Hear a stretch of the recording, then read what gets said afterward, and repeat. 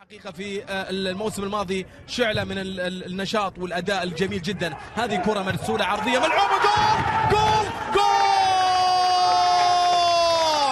خطفها جار الله المري، يأتي بالهدف الأول.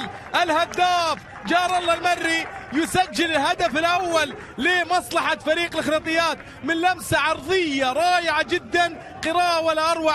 جار الله المري هذه الكرة العرضية رائعة جدا، كرة من جانب عبد الرحمن. جار الله المري قراها أحمد كحيل وخلصها، عادت لجار الله يحاول يمر ما بين اثنين، الكرة تتهيأ بوكيلا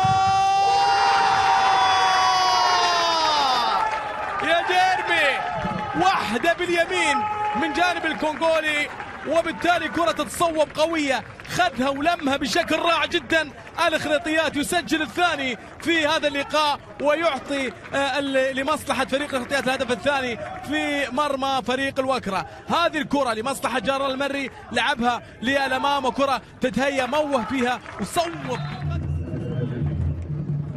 أرضية الملعب. كرة ملعوبة الآن توصل للأمام، دانيال ديبالوس.